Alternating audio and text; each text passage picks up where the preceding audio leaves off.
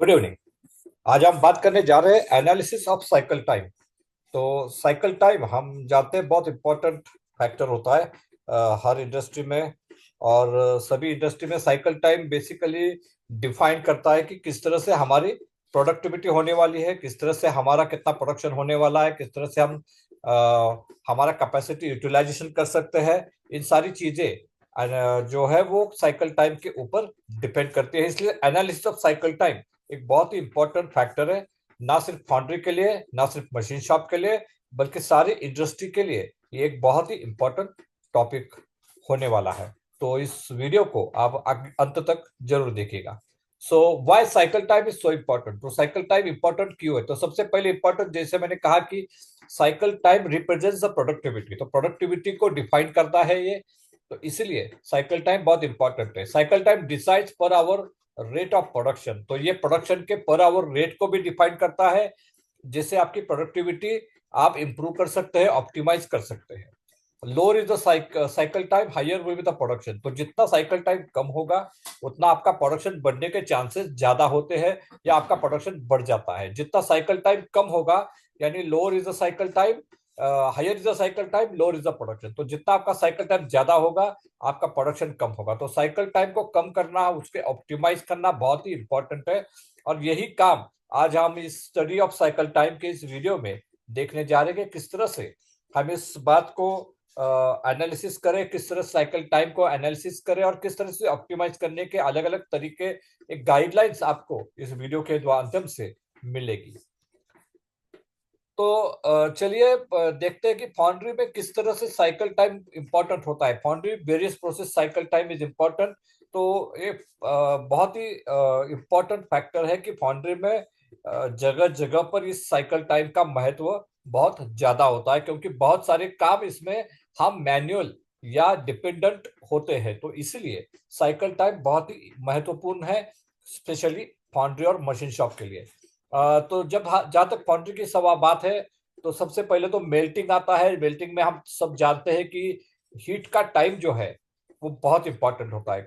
मतलब मेरा एक हीट कितने घंटे, कितने समय में आने वाली है, कितने मिनटों में होने वाली है, इसके ऊपर आपकी मेल्टिंग कैपेसिटी डिफाइन होती है। और जो आपके मेल्टिंग कैपेसिटी के ऊपर आपकी फाउंड्री की कैपेसिटी भी डिफाइन होती है।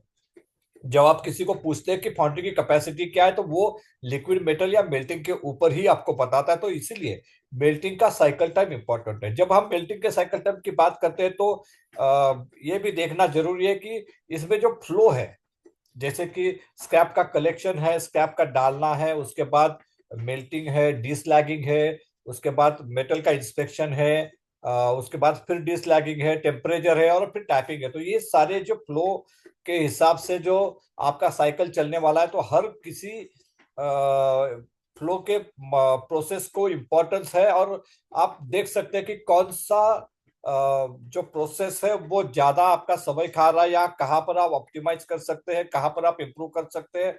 तो इसके लिए सबसे पहले तो आपको ये सारी जानकारी हासिल करनी चाहिए, और ये बहुत ही इंपॉर्टेंट चीज है। Next one is pattern change time. Pattern का चेंज टाइम भी बहुत इंपॉर्टेंट है, क्योंकि आप जानते हैं कि कई बार आप नंबर ऑफ पैटर्न चेंज करते हैं। कई कभी 3 पैटर्न होते हैं, कभी 4 पैटर्न होते हैं, कभी 5 पैटर्न होते हैं। तो ये बहुत इंपॉर्टेंट है कि आप जितने जल्दी पैटर्न को चेंज करेंगे, उतना जल्दी आपका अगला पैटर्न प्रोडक्शनाइज होगा। और इसीलिए pattern change time is very very important. Pattern change time के लिए भी वही हाल है कि आपको पहले वाला पैटर्न निकालना है, दूसरा पैटर्न लेके आना है, फिर दूसरा पैटर्न लगाना है, फिर फर्स्ट बॉक्स मोल्डिंग करके उसके ऊपर आपको फर्स्ट बॉक्स इंस्पेक्शन करना है, कोड सेटिंग वेरीफाई करना है, उसके बाद आपका प्रोडक्शन रूटिनाइज होगा। तो ये सारे जो फ्लो है, तो हर फ्लो में, हर चीज में, हर स्टेप में कुछ ना कुछ टाइम आपका जाता है। तो वो टाइम क्या है, वो टाइम आप किस तरह से कम कर सकते हैं, वो आपको वेरीफाई करना है। Next one is moulding. Moulding में आपका बक्से का कितना टाइम आप होता है, जैसे कि उसमें आप जाते हैं कि सबसे पहले तो आपको सैंड लेना पहले तो बक्सा लगाना पड़ता है, फिर सैंड लेना पड़ता है, फिर आपको जोल्टिंग और स्क्वीजिंग करना पड़ता है, फिर लिफ्टिंग करना पड़ता है, फिर बक्से को लेके फिर दूसरे बक्से के ऊपर डालना पड़ता है। बीच में अगर कोर है तो आपको कोर सेटिंग भी करना पड़ता है। तो ये सारे जो फ्लो है, तो हर फ्लो में, हर प्रोसेस में कुछ ना कुछ समय आप गंवाते हैं, कुछ ना कुछ समय आप देते हैं, तो उस समय को आप किस तरह से ऑप्टिमाइज कर सकते हैं वो आपको देखना है। Next one is pouring. Pouring एक बहुत इंपॉर्टेंट फैक्टर है, क्योंकि पोरिंग में बेसिकली हम जब डक्टाइल आयन की बात करते हैं तो हमें देखना है कि 7 से 10 मिनट के अंदर पोरिंग होना चाहिए। नॉर्मली 6 या 7 मिनट में हम एजीएन का पोरिंग करते हैं, तो वो साइकिल टाइम हमें मेंटेन करना है।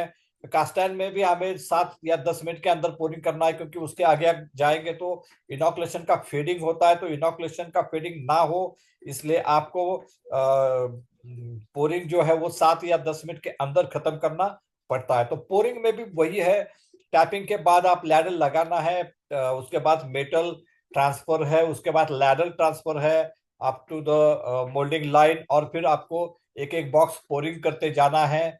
तो ये जो सारा फ्लो है, जो सारा प्रोसेस है, उस सारे प्रोसेस में आपको ये वेरीफाई करना है कि कहाँ पर हम ऑप्टिमाइजेशन कर सकते हैं, कहाँ पर हम समय को कम कर सकते हैं, रिड्यूस कर सकते हैं। Next one is core making. Core making में भी वही हाल है, आपको कोलबॉक्स हो, नोबे हो या शेर हो, तो डाई को लगाना, उसको क्लोज करना, फिर उसके में सैंड का शूटिंग करना, फिर क्यूरिंग है, फिर उसका इजेक्शन है, और उसके बाद फिर डाई को क्लोज करके मशीन के अंदर ढकेलना। तो ये सारे प्रोसेसेस आपको जो करने हैं, उसमें आप कहाँ पर कितना समय बचा सकते हैं और किस तरह से उस साइकिल टाइम को ऑप्टिमाइज कर सकते हैं, ये बहुत बड़ा चैलेंज आपके सामने होने वाला है। Next one is short blasting. उसका भी एक समय डिफाइन किया रहता है, फेटलिंग का भी एक समय डिफाइन किया रहता है। And next but not list is machine shop setup. तो मशीन शॉप में जब भी आप कोई सेटअप चेंज करते हैं, तो वहां पर आपको टूल गेजेस को लगाना होता है, उस पिक्चर को एडजस्ट करना पड़ता है।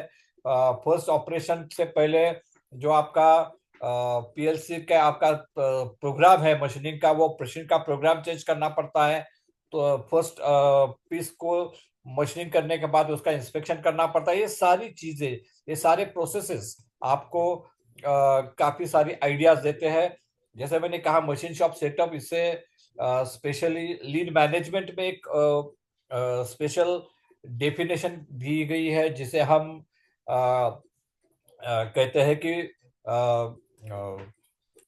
जो मशीन शॉप में हम जो साइकिल टाइम को रिडक्शन करते हैं, उसको ऑप्टिमाइजेशन करते हैं, उसके लिए हम स्पेशली एसएमईडी इस्तेमाल करते हैं, जिसे हम single minute exchange of die भी कह सकते हैं। तो वो जो प्रोसेस है वो भी आपको यहाँ पर साइकिल टाइम कम करने में मदद करती है।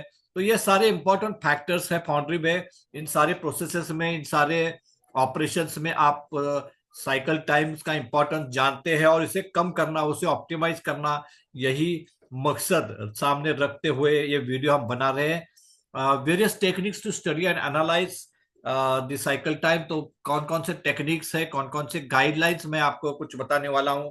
सबसे पहले तो स्टॉप वॉच स्टडी है।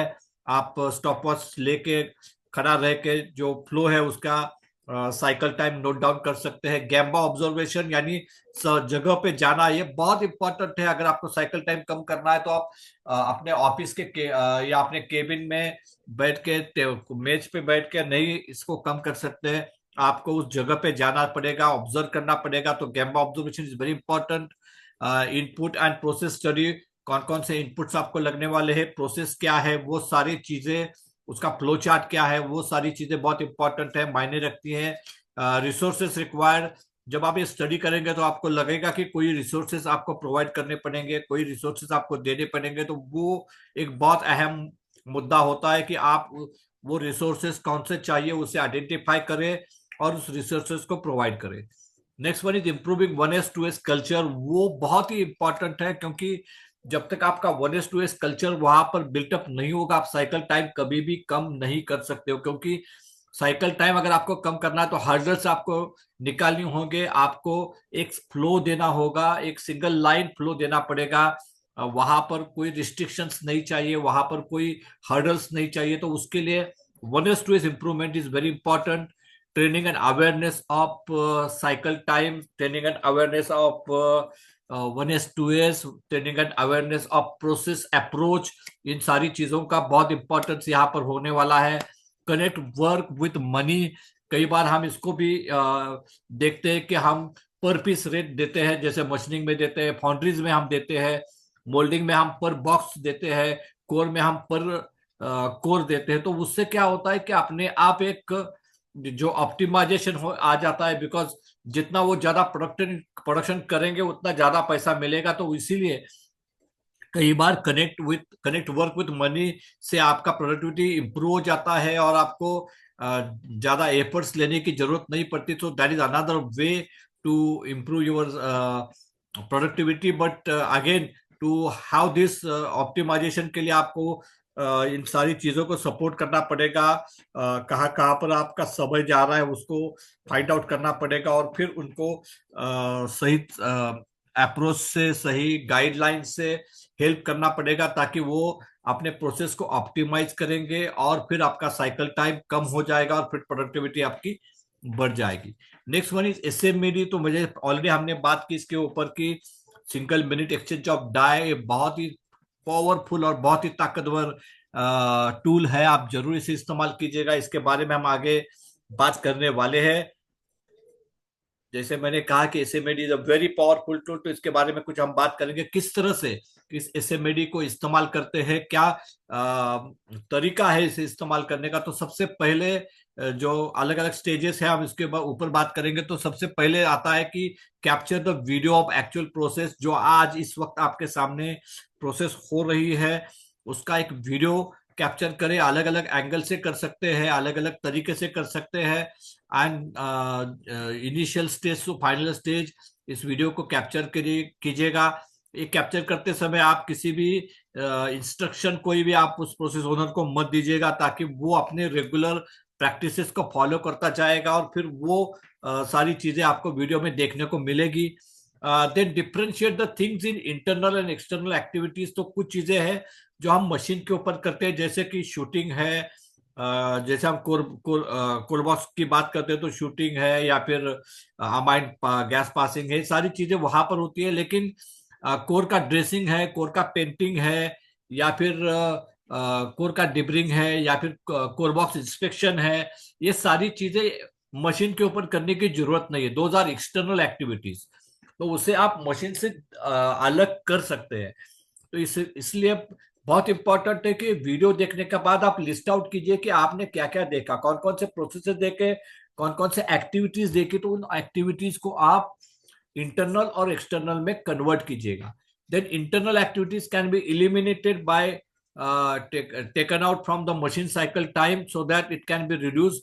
तो जैसे मैंने कहा कि जो एक्सटर्नल एक्टिविटीज है आप मशीन से अलग कर सकते हैं, तो वो साइकिल टाइम से अपने आप दूर हो जाएंगी, कम हो जाएंगी, अपना साइकिल टाइम कम हो जाएगा। It can B also done simultaneously. जैसे मैंने कहा कि साइमल्टेनियस भी आप कर सकते हैं। जैसे कि आपका नेक्स्ट कोर जब शूटिंग हो रहा है, उसमें अमाइन पर्जिंग हो रहा है, तब आप ड्रेसिंग कर सकते हैं, ताकि वो आपका जो समय है ड्रेसिंग पेंटिंग के लिए अलग नहीं जाएगा। तो वो चीजें आप कंबाइन कर सकते हैं, एक दूसरे के साथ में जोड़ सकते हैं, so that your cycle time get reduced and your actual machine cycle time get reduced, and you can get more productivity on the same machine with the same number of core boxes or same tooling. Then उसके बाद हम बात करते हैं check if any resources required. तो यहाँ पर ये भी देखना है कि आपको उनको कुछ रिसोर्सेस देने, प्रोवाइड करने देने हैं, तो वो आप लिस्ट आउट कीजिएगा। कुछ ट्रेनिंग देना है तो वो लिस्ट आउट कीजिएगा। And then provide those resources, provide those training, provide those awareness. और उसके बाद आपको पता चलेगा कि जब आप ये सारी चीजें करोगे और वो इम्प्लीमेंट हो जाएगी, तो then again recapture the video with the changes. और चेंजेस के बाद वीडियो को बनाइएगा, तो आपको पता चलेगा कि पहले में मेरा साइकिल टाइम 10 मिनट था, दूसरे में मेरा साइकिल टाइम 8 मिनट आ गया, तो 2 मिनट मैंने कहीं ना कहीं सेव कर लिया। तो 2 minutes is your optimisation, 2 minute is your cycle time reduction. तो वो आपको डेफिनेटली 20% ज्यादा प्रोडक्टिविटी देगा, क्योंकि 2 मिनट आपने बचाया है। तो ये आप फिर से कर सकते हैं, एक और बार कर सकते हैं, एक और बार कर सकते हैं। तो 2-3 बार इसको एट्रिशन करके उसको और ज्यादा फाइन ट्यून कर सकते हैं आप, और इस तरह से साइकिल टाइम को ऑप्टिमाइज कर सकते हैं। तो this is how the SMED tool can be use. It is very powerful tool and it can be implemented in improving productivity, reducing cycle time, and it is very very helpful and very powerful tool. तो आप इसे जरूर इस्तेमाल कीजिएगा। जैसे मैंने कहा कि इसके ऊपर मैंने एक ऑलरेडी वीडियो बनाया हुआ है, जिसकी लिंक यहाँ पर मैंने दी हुई है कि किस तरह से आप कोर की प्रोडक्टिविटी को इम्प्रूव कर सकते हैं। तो वो वीडियो जरूरी आप देखिएगा, ताकि आपको पता चलेगा किस तरह से एसएबीडी टूल आप इस्तेमाल कर सकते हैं, किस तरह से आप, मैंने यहाँ पर कोर प्रोडक्टिविटी को इम्प्रूव किया था। तो यही एक एग्जांपल लेके आप अलग अलग तरीके के प्रोजेक्ट ले सकते हैं। जैसे मैंने यहाँ पर दिया हुआ कि pattern change time, you can try that project. Pouring time reduction, you can try that project. And melting time, heat to heat time reduction. तो ये 3-4 प्रोजेक्ट है जो आप कोशिश कर सकते हैं कि एसएमईडी टूल का इस्तेमाल करके मैं किस तरह से इन प्रोजेक्ट्स को इम्प्लीमेंट करूं, और मेरा साइकिल टाइम रिड्यूस करूं, ऑप्टिमाइज करूं, और मेरा प्रोडक्टिविटी जिससे इम्प्रूव हो जाएगा।